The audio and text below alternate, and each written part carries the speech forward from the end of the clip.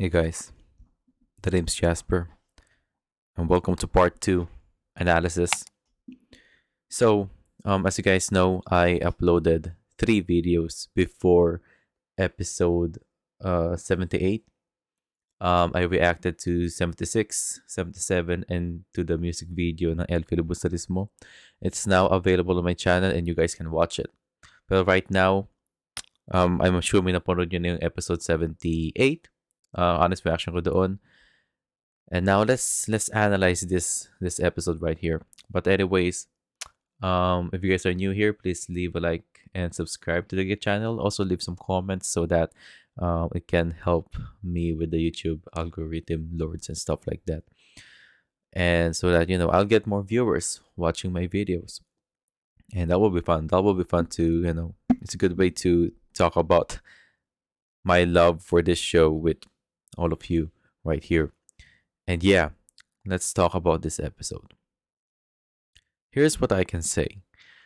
Easily, this episode is feels like the normal pace episode compared to the first two episodes of this week, because the first two were great, were amazing, a lot of intense moments, especially yesterday's episode, yung usapan nila Mara Clara pati ni Padre Salvi, diba? And Mara Clara just keeps on hitting Padre Salvi with words that Padre Salvi deserves to hear. So kudos for Mara Clara for that. But let's talk about this scene right here. One of the things that I wasn't expecting about this show is um on how Clay is going to react to the ending. Basically, ending na kasi ito ng Noli Me Tangere, diba? Ng libro Noli Me Tangere.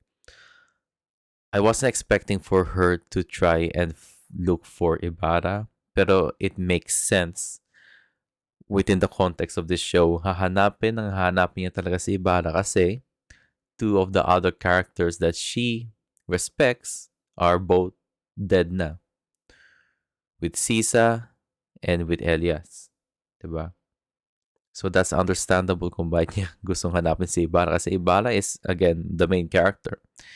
And she is so confused given na si Ibarra mismo ay yung main character and we got primed in a way after watching tons of Hollywood movies and stuff like that na yung main character ay hindi namamatay. I remember because my love for movies became a thing because of my dad. Si Papa madami siyang DVD collection, VCD collection, and what he told me before, hindi mamamatay si Jackie Chan. Hindi mamamatay si Arnold Schwarzenegger, hindi mamamatay si Bruce Lee, ganun. Kasi sila ang bida ng storya. Diba? That's the thing. Pero again, there are some stories out there na, namamatay yung character and stuff like that. I was able to read a Facebook post. I'm not sure if this is 100% reliable and stuff like that. I still need to do more research about it, but it's something that I just wanted to share to you guys.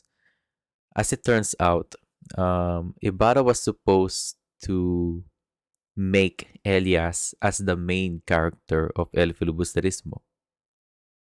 Instead, since si Jose Rizal ay natatakot na hindi siya makakagawa ng sequel, he decided to kill off Elias. Patay mismo si Elias para at least nakompleto yung buong story ni Elias sa kanyang perspective, diba? And when you think about it, okay, that makes sense. Pero since Jose Rizal was able to realize na, you know what, I think I still got time to write a sequel. So he decided to make Crisostomo Ibarra as the main character instead, diba? With uh with some of Elias's ideology now incorporated into the Ibarra character. That's why we got the Simon character, diba? And yung nabasa ko yun, I just found it really fascinating. Ngayon, yung sinabi ni Kalay dito, yung nag-usap si Kalay pati si Sir Torres, kung patay na nga ba si Ibarra, when you think of it, when you think about it, figuratively, patay na nga si Ibarra. After lahat ng dinanas ni Ibarra, yung nakulong siya, yung pagtakas nila Elias and stuff like that. That will even yung iniwan niya yung kanyang nobya, that will traumatize a person when you think about it, diba? It will only make sense how Ibarra was killed off in this week's episode. Kasi Ibarra was reborn again into a completely different person. And in the likes of Simon in El Filibusterismo. That's why I keep on, in the previous episodes, whenever I try to do the analysis, I keep on telling people that, a person a person is very fragile, and they can, one bad day can completely change a person, diba? One example of that is, of course, we got the Joker. The Joker, isang comedian and stuff like that, and because of sa comics, because of just one bad day, he became the Joker. He became a completely different person. Same thing with kay Bruce Wayne. Okay, si Bruce Wayne, dahil namatay ang kanyang magulang and stuff like that, he became a completely different person. He became the Batman. He trained himself to be the Batman. He studied a lot. He wanted to do something for Gotham City na hindi nangyari sa kanya nung bata siya. Walang Batman na tumulong kay Bruce Wayne during that time, kaya namatay kanyang magulang.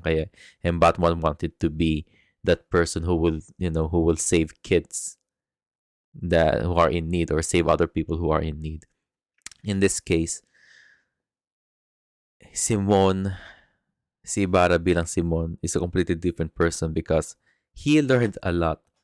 Kung isang learning experience yung Noli Me Tangere para kay Clay, Ibarra was also able to learn a lot of stuff about his experiences in San Diego. He learned a lot about on how, kung paano yung mga praile, kung paano nila i-abuse yung kanilang mga power, diba? Even though na isa kang taong tinatay mo lang tumulong sa mga kapwa Pilipino, you're still getting punished for what you're trying to do, which sucks.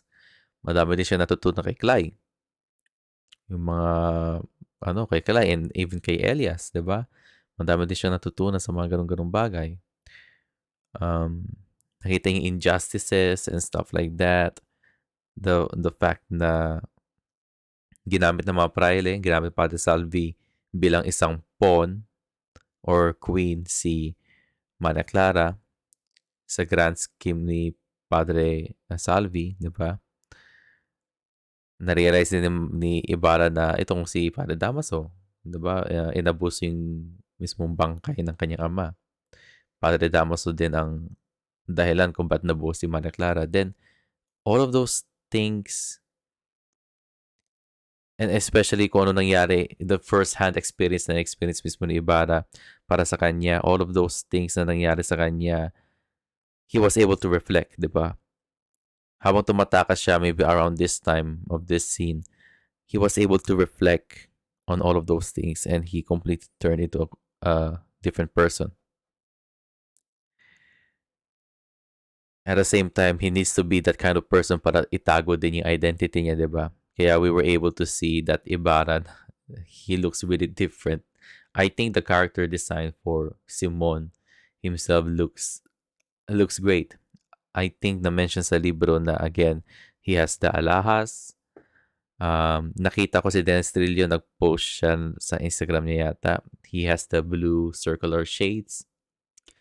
Yung book niya hindi pala puti, pero yung book niya, diba, sa libro parang may pagkabulando yung book niya. So, he looks someone who doesn't looks like Ibarra mismo, diba? Pero Clay is looking for Simon, or at least looking for Ibarra. I wonder how Clay is going to react once Clay meets Ibarra mismo, diba? Now, if you guys are curious on what I think how their meetup is going to look like, I actually made a short fan video tawag dito, a short fan video right here.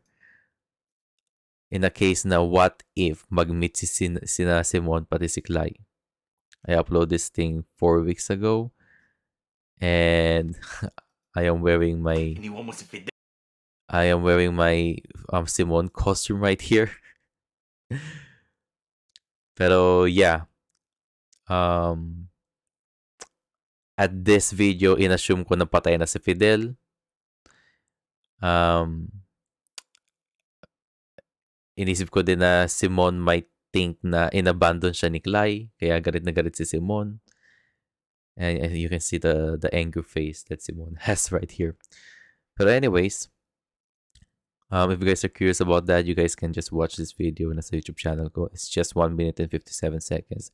But that's what I think how the conversation is going to be like whenever, if ever, Simon and Clay met at one point, diba? Now let's move on with a different scene right here. This scene is basically the scene from yesterday's episode between Padre Salvi and Maria Clara, but this is between Maria Clara and Padre Damaso. And I really love this scene because I just wanted Maria Clara to defy or stand up for herself, and it's showing. It's really showing right here. Finally, nakita na rin ni Padre Damaso yung kanyang kapantay. Someone na kinahihinaan mismo ni Padre Damaso. And in this case, ang kinahihinaan mismo ni Padre Damaso ay kanyang anak. Diba? And, we always see Padre Damaso in his weakest whenever he's around Maria Clara. And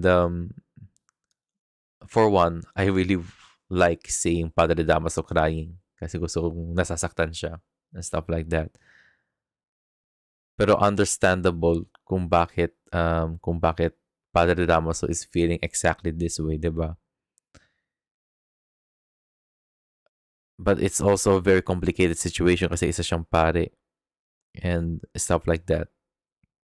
But you can feel, at least you can feel the father side, the dad side of Padre Damaso kasi he really cares for Maria Clara, diba?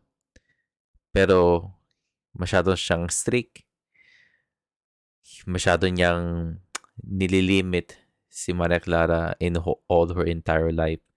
Laging kung ano yung utos, what Padre Damaso wants, Padre Damaso gets. And Maria Clara finally realized na she's been always in that kind of situation for more than 20 years na. And I'm just happy na again, Maria Clara is now defying for herself, fighting for herself, which is something that he probably learned from not only Clay, pero sa libro din mismo ng Les Miserables. And her experiences throughout the entire Non Mitangere series, diba? What's saddening about this one is that, you know what, no, we are not going to talk about spoilers for the meantime. Book spoilers, we're not going to talk about them. Pero, ang tanong dito, ang decision ba ni Maria Clara para pumunta sa kumbento, tama ba yung decision na to? Well, we'll see.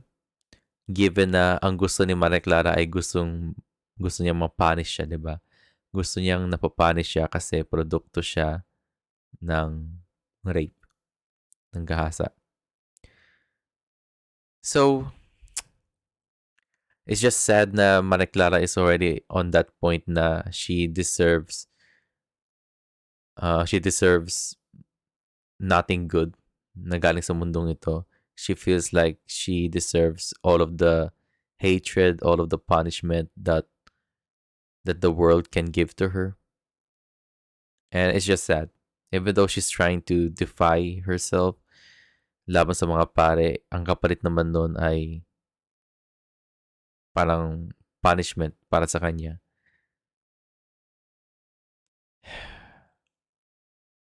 This is why I think, I can't always agree with, at least in this situation right here, I can agree with Padre Damaso telling her to maybe marry someone else. Not Linares, pero may just to marry someone else, 'di ba? Kasi ayun nga, ilang beses na in-imply na hindi magandang buhay bilang isang madre. So, I don't know. I don't know. While I like Maria Clara standing up for herself, at the same time, I don't agree with her decisions. Kasi it's just going to lead to more concerns. Na, but yeah, that's the situation that we are living in right now. And I think sa libro, it wasn't further explained kung bakit naging madre si Maria Clara or bakit ginusto niya maging madre. Pero here, it's yung decision niya para maging isang madre is fully realized. And she gave her own reasons kung bakit niya gusto yun. Di ba? Some people might think, ay, nagmadre si Maria Clara kasi, mahal lang niya si Ibarra and stuff like that. From the surface level, then that makes sense. Pero here, there's a deeper meaning about it. And that meaning is that gusto niya i-punish ang sarili niya. Kaya gusto niya magmadre. And, for other people, some people might want to be a madre.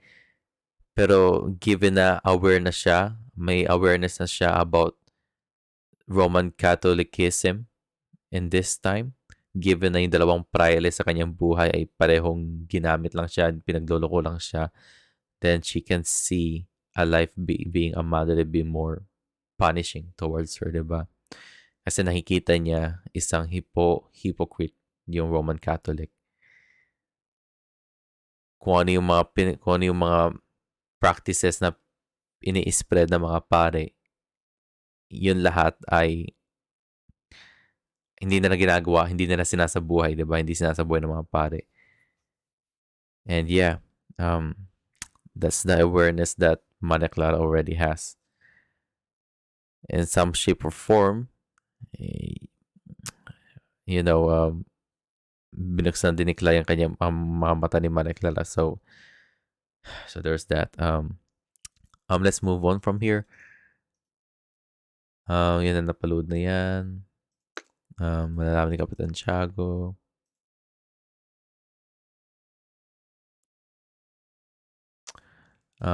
Again, hinahanap ni Clay si Ibarra. This one right here is another amazing scene featuring Padre Salvi. While I hate Padre Salvi in general, I said this scene is amazing because we are able to see again Padre Salvi is on a streak. He is on a streak when it comes to ruining everybody's lives here. So far, niruwin na niya ang buhay ni Padre Damaso. Niruwin na niya yung buhay ni Ibarra. Niruwin na rin niya yung buhay ni Maria Clara. And now, he's about to ruin Kapitan Tiago's life. I remember in a previous episode sa analysis part, I said na nung na-discover ni Padre Salvi yung letter about sa totoong identity ni Maria Clara at about sa sikreto ni Padre Damaso, I said na ito yung magiging tool ni Padre Salvi para umangat siya sa mga tauhan dito sa Maria Clara in order to get the upper hand, di ba? Ang tanong, depende na lang on when he is going to use that tool, yung letter na yon. And is he going to succeed? Well, base sa nakita natin, he was able to use the tool at the right time and he was able to execute it perfectly. Kasi everything went smoothly pagdating sa mga plano ni Padre Salvi. And now, slowly but surely, patuloy pa rin gumagaling kanyang mga plano, di ba? And it's simply crazy na all of his plans work. And now when I think about it, now I have this context of Padre Salvi right here. When people say na sino bang tunay na kalaban sa Monumento Angre? Some people would say it's Padre Damaso. And some people would say it's Padre Salvi. I would say na pareho lang silang kalaban, pantay lang.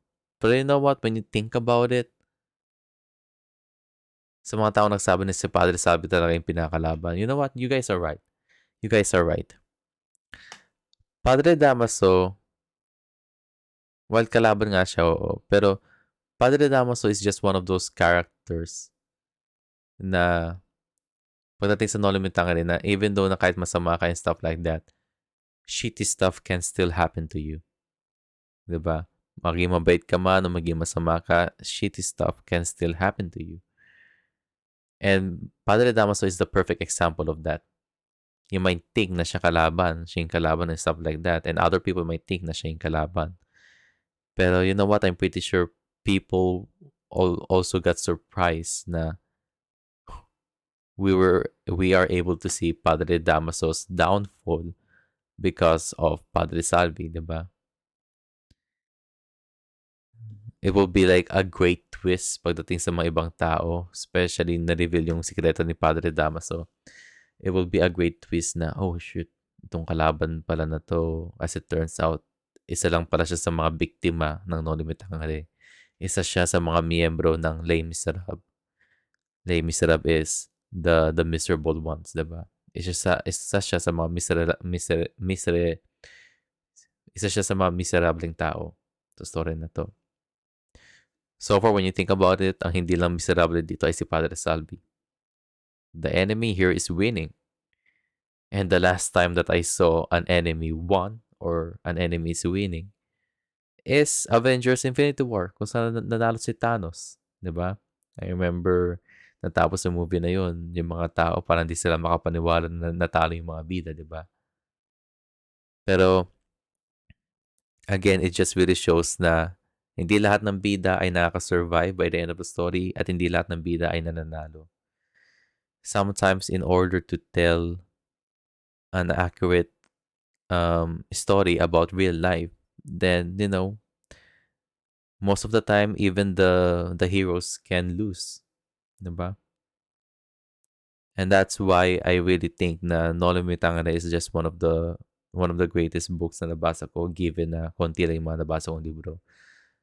Kung hindi man libro, narrative in general, pero Jose Rizal was able to write a story that is very authentic. Kasi when you think about it, everybody is the hero of their own story, diba? And if we resonate with the characters of No Limit Tangere, sa mga bida ng No Limit Tangere mismo, guys, si Clay, she really resonated with Sisa, with Elias, with Ibarra and Maria Clara.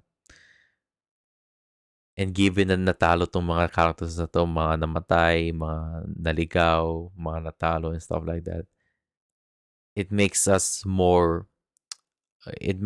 resonate more to those main characters kasi if the main characters can experience some kind of downfall and natapos yung story na they are still in their downfall state, then that means it's normal to experience it. It's normal that we are experiencing the same sorrow that they experience sa kanilang mga story, di ba? Bida kang you're the hero of your own story nga pero natatalo ka din and stuff like that. But at the same time, life is continuous, di ba? Not every day. Kung ano yung ending sa libro, and then if you're depressed and you're feeling really down, it doesn't mean na tapos na yung chapter ng story mo, di ba?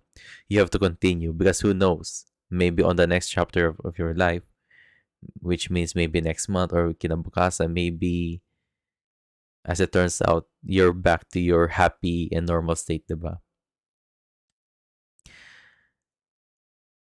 Ngayon, what Jose Rizal was able to explore in El Filibusterismo, it shows na, okay, what happens if you became the worst version of yourself? What happens if you're lustful about the fact na you're trying to seek out danger and stuff like that, then bad things can come to you too. I think Rizal was trying to, what Rizal was trying to imply here is that there should be a good balance between the two. If you need to do bad stuff in order to progress, then you have to do it because that's just how life works in general, diba? Sometimes you can't always be the good person. Sometimes you need to cheat your way through life just to at least just to at least to win at least at something, diba? One good example of that is that I'm not saying that I'm promoting bad stuff and stuff like that. But one good example is that, whenever you're in elementary school, I'm pretty sure lahat naman tayo nakopyahan dito. Lahat tayo dito ay capable of copying things, copying answers for our homeworks and stuff like that. Pero kung isipin mo ngayon, man, what if hindi ka kumopya during those times? Are you still going to be in the same situation as you are right now? Let's say, okay, maganda trabaho mo ngayon, maganda yung buhay mo ngayon. What if hindi ka kumopya nung bata ka? Nasa ganito ka bang punto ng buhay mo ngayon? Are you in a worse spot or are you in a better spot? Diba nandiyan yung mga what if na usap-usapan? What I do know, what I do know is the fact na while I'm happy with the current state of my life, hindi ko lang ma-imagine kung ano yung stato ng buhay ko kung hindi ako nangopya nung elementary at nung high school. And yeah, and stuff like that. Pero hey, I mean, just like I said, sometimes you have um to cheat your way through life at small instances, 'di ba?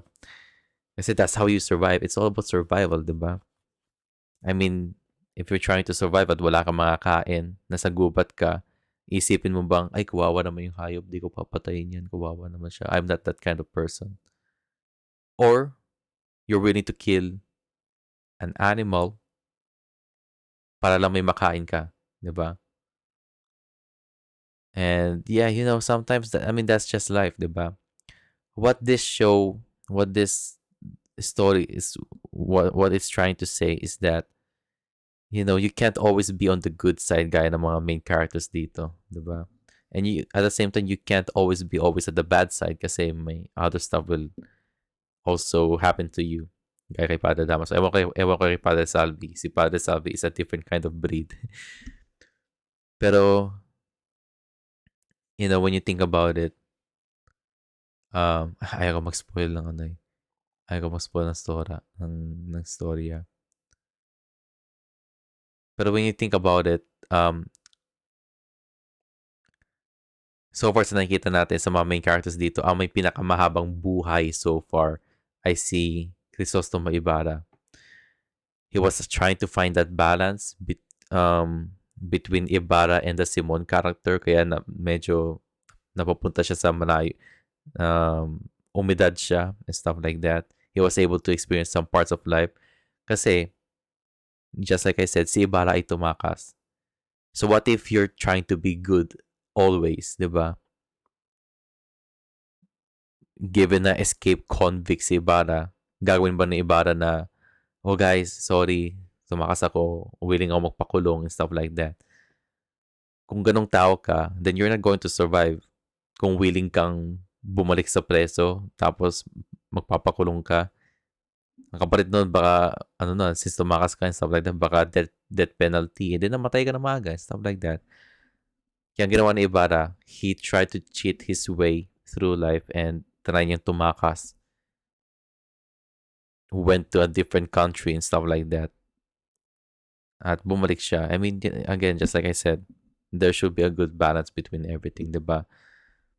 It should always be gray. Hindi dapat either good ka or bad. Yin and yang dapat. Yin and yang. Kaya balancing yin and yang, diba? Black and white.